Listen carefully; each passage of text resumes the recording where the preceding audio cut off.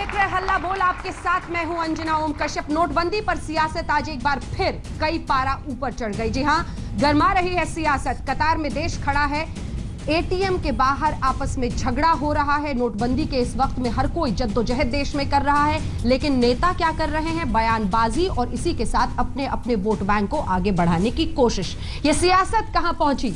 राहुल गांधी किन शब्दों के साथ एक बार फिर प्रधानमंत्री पर वार करते नजर आए? आइए पहले आपको अपनी ये रिपोर्ट दिखाते हैं, उसके बाद चर्चा की शुरुआत होगी। आपको तो लगता है बस यही सपना, राम राम जपना, गरीब का माल अपना। नोटबंदी पर राहुल गांधी नए नए जुमलों के साथ हमले कर रहे हैं। कांग्रेस उपाध्यक्ष आज उत्तराखंड के दौरे पर थे, जहां उनका शायराना अंदाज जारी रहा। लोग टूट जाते हैं एक घर बनाने में, लोग टूट जाते हैं एक घर बनाने में, तुम तरस नहीं खाते गृहस्थियां जलाने में।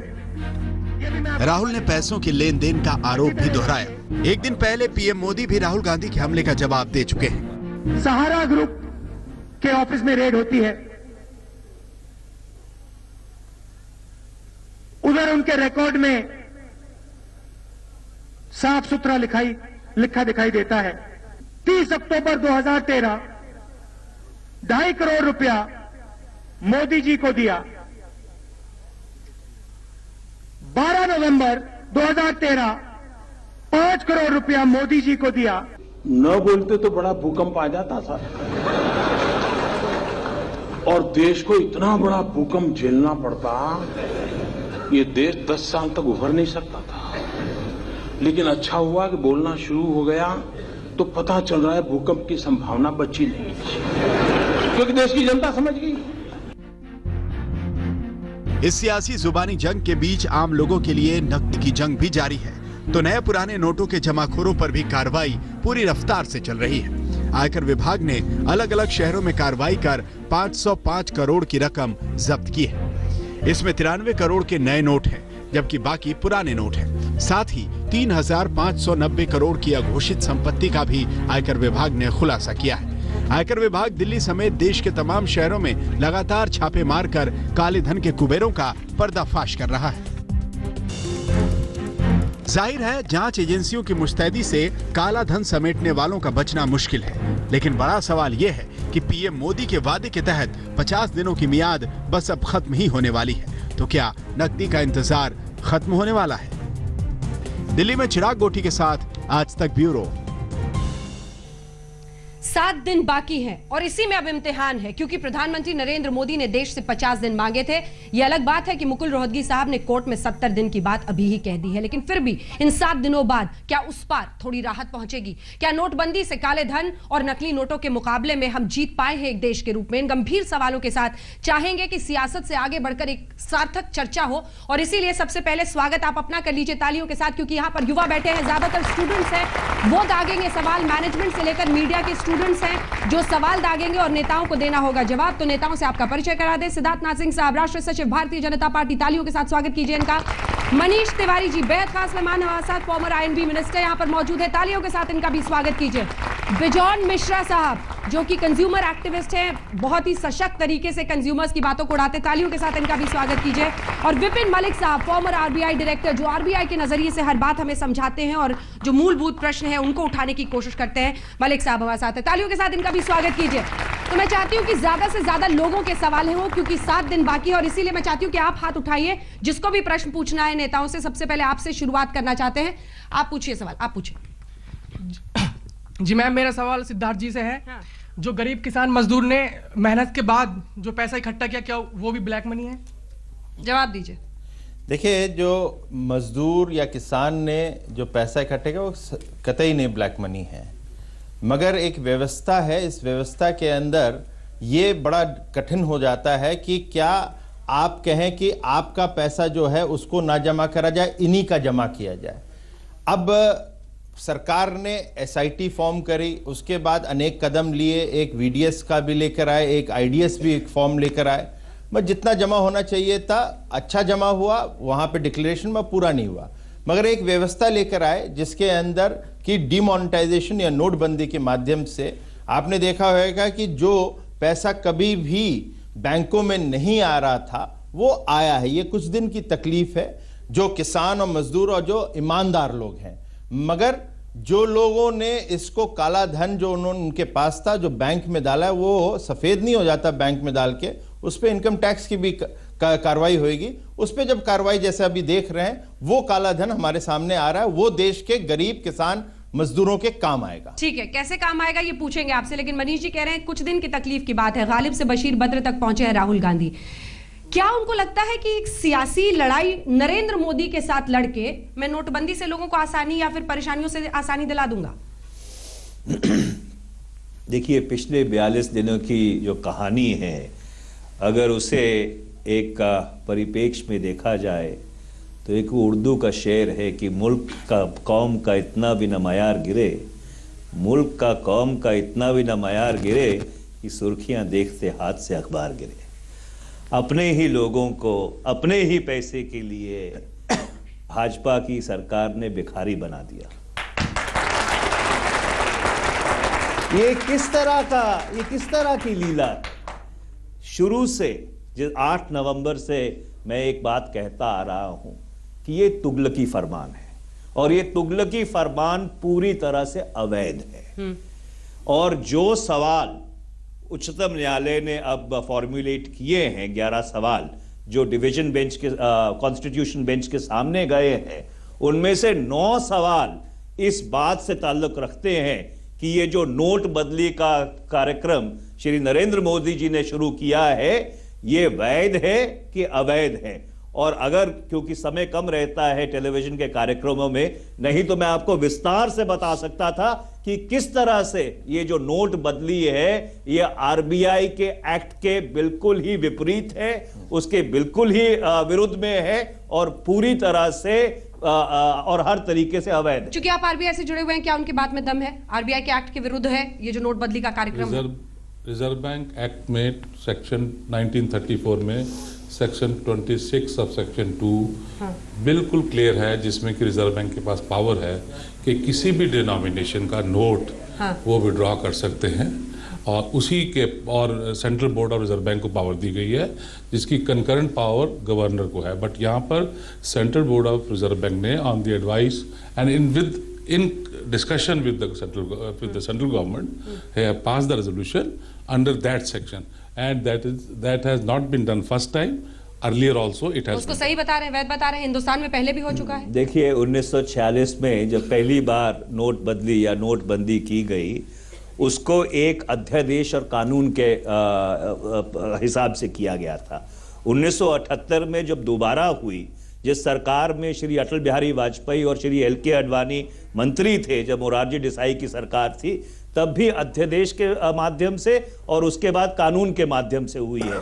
मैं मलिक साहब की बहुत इज्जत करता हूं, हमारे मित्र हैं, पर मैं इनसे इत्तेफाक नहीं रखता क्योंकि ना आरबीआई के पास ना सरकार के पास ये अधिकार है कि आप एक पूरी डिनोमिनेशन को बगैर अध्यादेश के और बगैर कानून के अवैध ठहरा दें। मैं इतना ही कहना चाहता हूं, अब वो वकील हैं, ये इनकी अपनी वकालत है और ये कहते आए हैं बहुत दिन से, मगर सुप्रीम कोर्ट भी 42 दिन हो गए इनकी बात नहीं सुनी कि अवैध था, तो सुप्रीम कोर्ट पहले दिन ही खारिज कर देता है या कहता है सरकार ने गलत काम किया है, उसके ऊपर प्रश्न नहीं उठाते इस तरह से।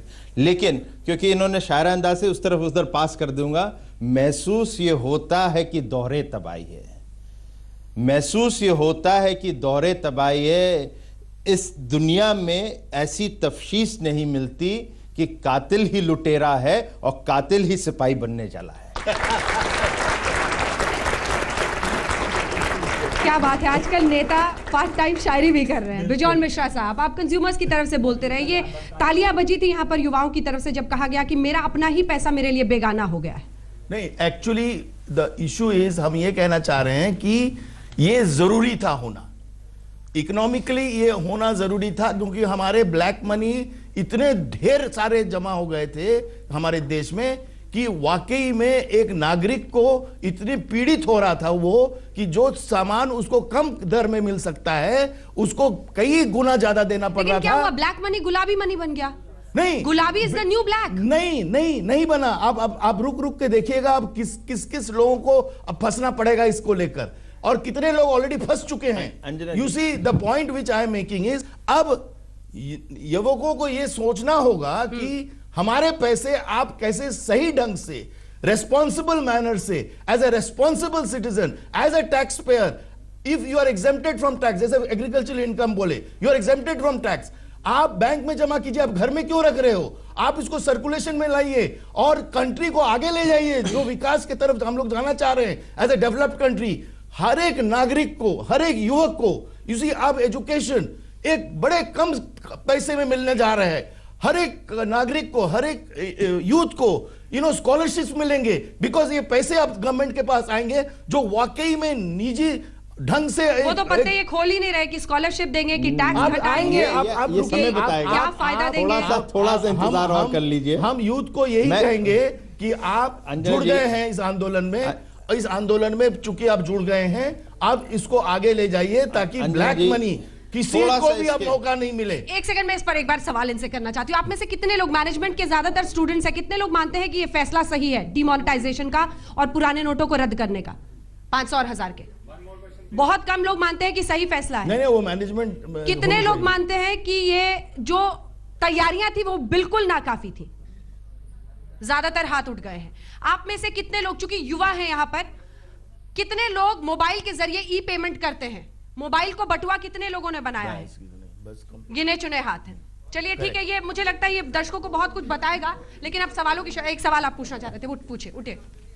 सर मैं आप ही से क्वेश्चन पूछना चाह रहा हूँ, सिद्धार्थ जी से। सिद्धार्थ जी से। सर आपने कहा जो नोटबंदी है ये आपको बहुत फायदा होने वाला है इस नोटबंदी से एक गरीब आदमी को।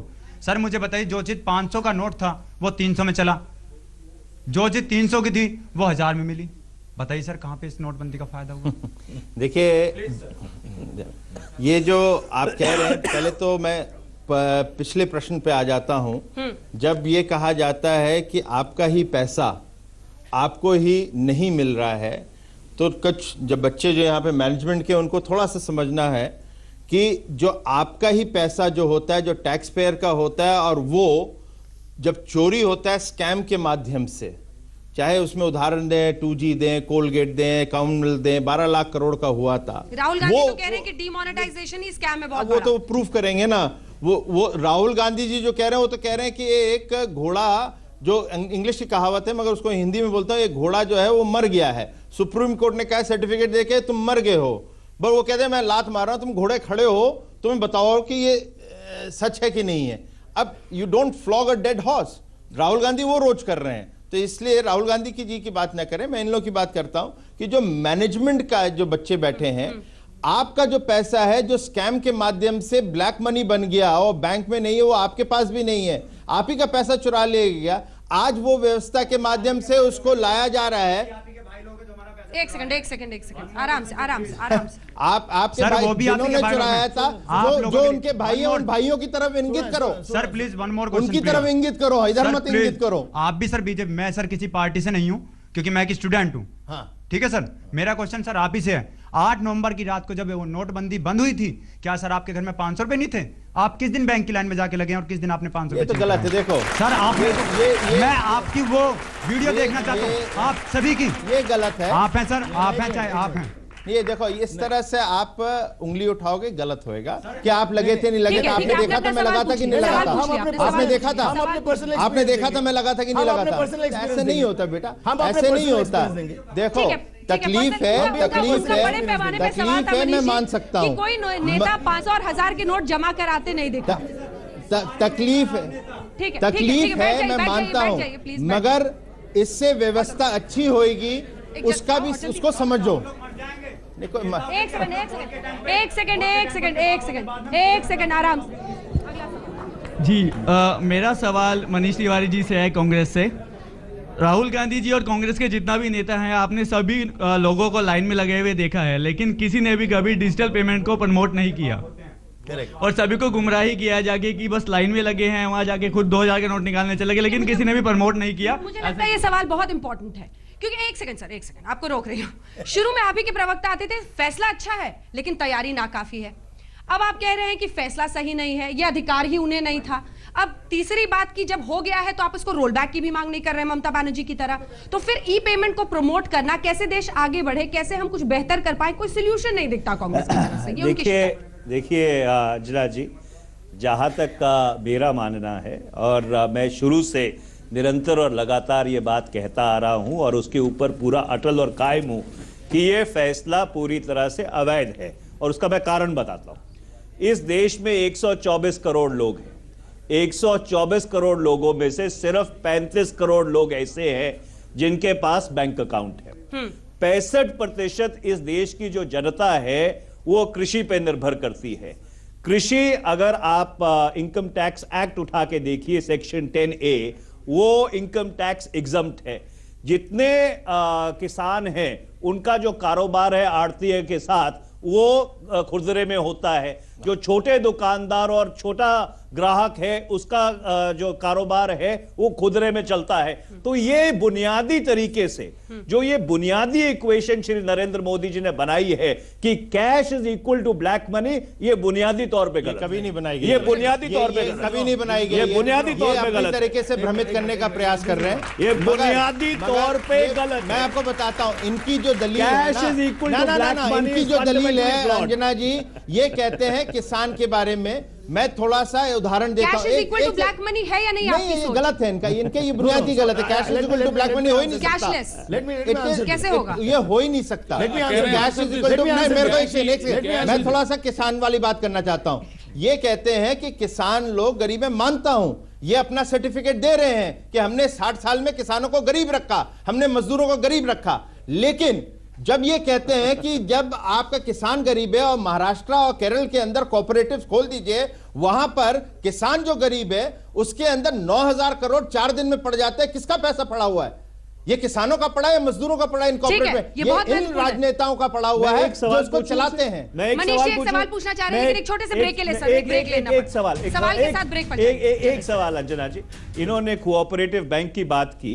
आप ही की वेबसाइट पे एक रिपोर्ट छपी है कि जिस दिन ये नोटबंदी का फैसला किया गया उसी दिन गुजरात के कोऑपरेटिव बैंक में कुछ ही घंटों में 500 करोड़ रुपया जमा हो गया। और उस कोऑपरेटिव बैंक के डायरेक्टर कौन है? भाजपा के अध्यक्ष श्री अमित शाह।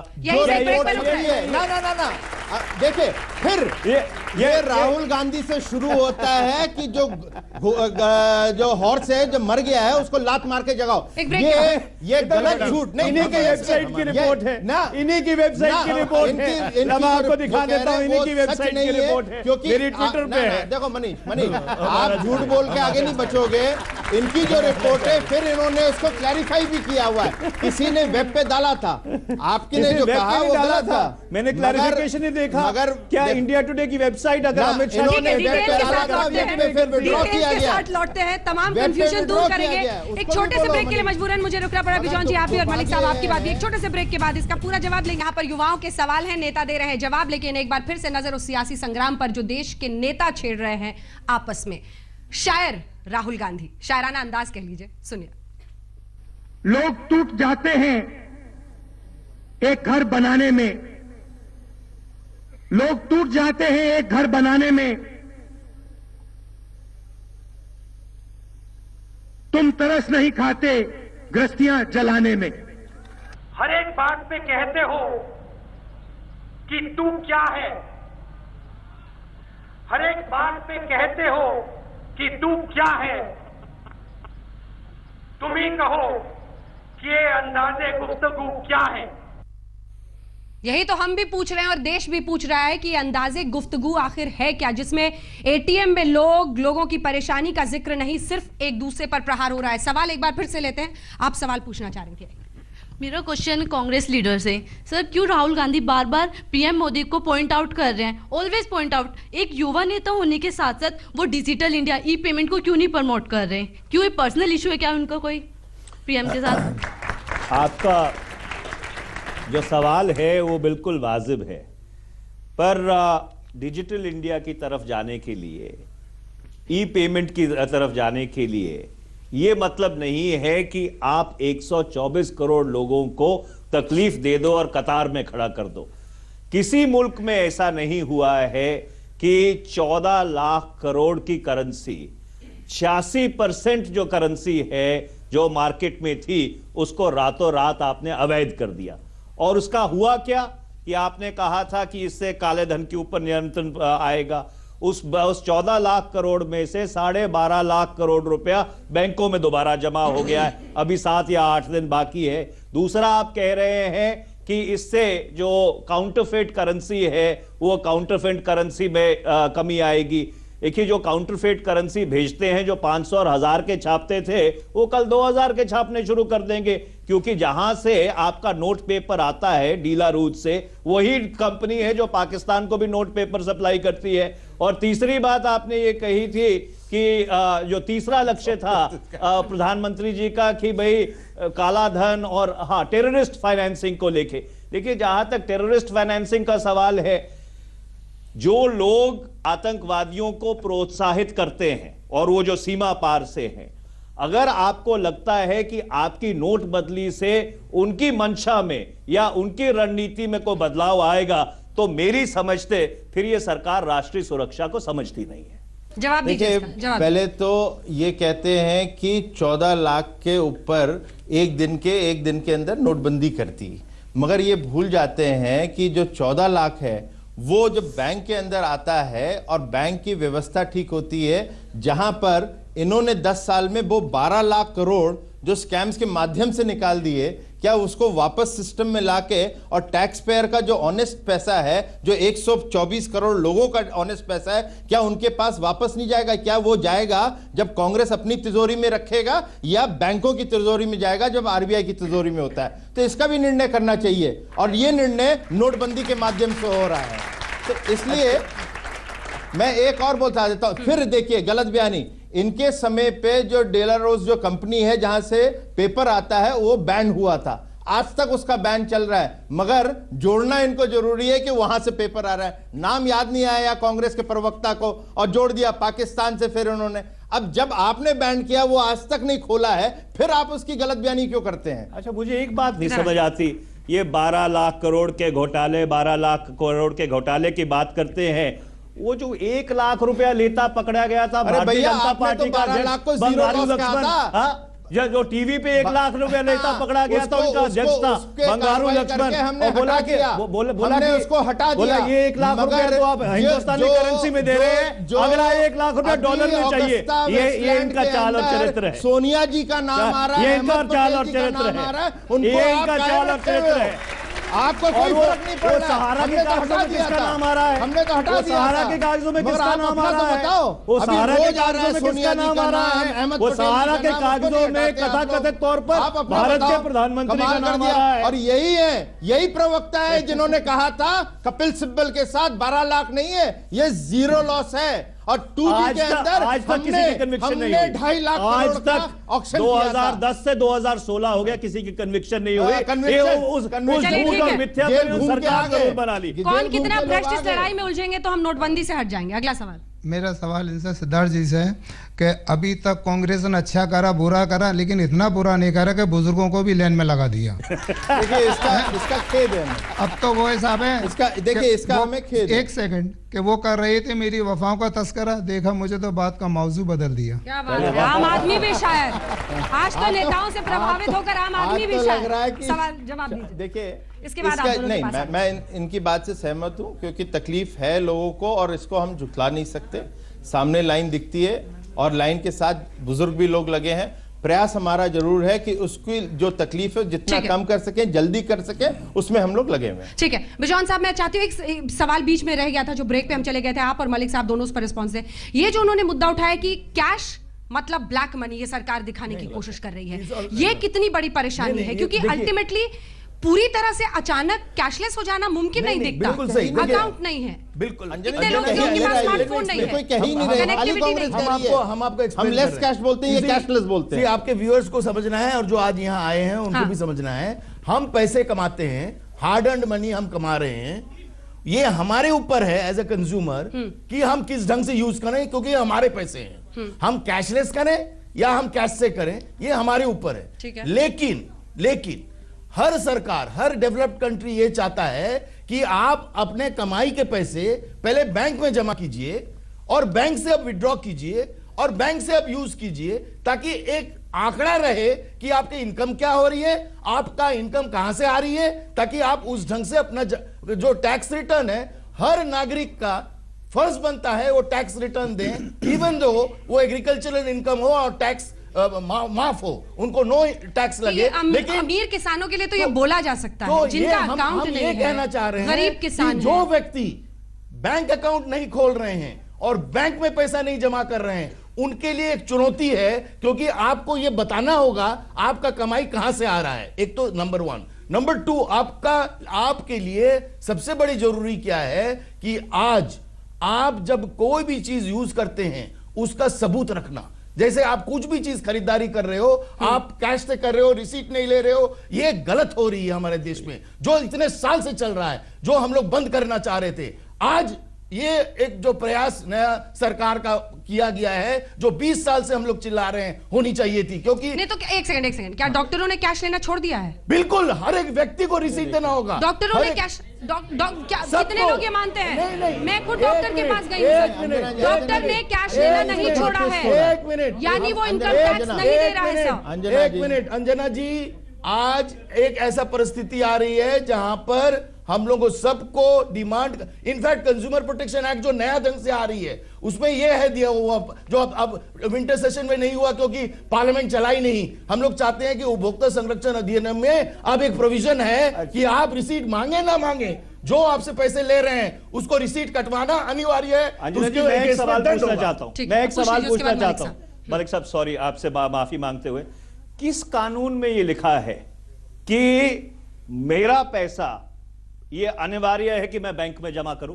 अरे पैसा मेरा है, मैं अपने घर में रखूं, मैं अपने बिस्तर के नीचे रखूं, मैं अपने दफ्तर में रखूं, किस कानून में लिखा है कि अनिवार्य है कि मैं अपनी हक हलाल की कमाई, कि मैं अपनी कानून की कमाई बैंक में रखूं? किस कानून में लिखा है? मान गया इनके कानून की बात, किस कानून में ये लिखा है कि जो टैक्स पेयर का पैसा है वो स्कैम के माध्यम से चुराया जाए और उसको अपनी जेब में रखा जाए? ये किस कानून में लिखा गया? इसका भी जवाब देना चाहिए इन लोगों को। आपने और इस व्यवस्था को तोड़ना पड़ेगा, क्योंकि बहुत हो गया है इस देश को लूटने का काम। राम राम का नाम लेकर कांग्रेस ने बहुत लूट लिया इस देश को। कैश रख सकते हैं बंगारू लक्ष्मण, राम नाम जपना, पराया माल अपना। वो बोफर से लेके ऑगस्टा वेस्टलैंड और उसके अंदर जितना इटालियन माफिया है वहां से कैसे कनेक्शन है? सर, इसमें देश लगा तो हमें यही तो दुर्भाग्य है। ये सीरियस डिबेट नहीं करना चाह रहे हैं, स्कैम गिनाएंगे इस देश के, तो हर पार्टी सीरियस डिबेट कर ले तो मैं करने को तैयार हूं। पहले मैं एक सवाल का जवाब दे दूं। All cash is not black money, that's right. उस पे आपने क्वेश्चन किया था। Let me through you tell you that कि इस नोटबंदी में जो सबसे ज्यादा एक्सपोजर आएगा वो पॉलिटिशियंस का आएगा और पॉलिटिकल पार्टीज का आएगा। आप देखना, एक के एक दिन, थोड़े दिन ठहर जाइए, पॉलिटिशियंस और इन्होंने जो कंपनीज बनाई हैं, शैम कंपनीज, बोगस कंपनीज, उसके थ्रू बैंकिंग अकाउंट्स खुले हैं, और पॉलिटिकल फंडिंग क्या है? Is it not a black money? It is all black money. 20,000 से ऊपर क्यों इनको एग्जम्पशन दी गई है?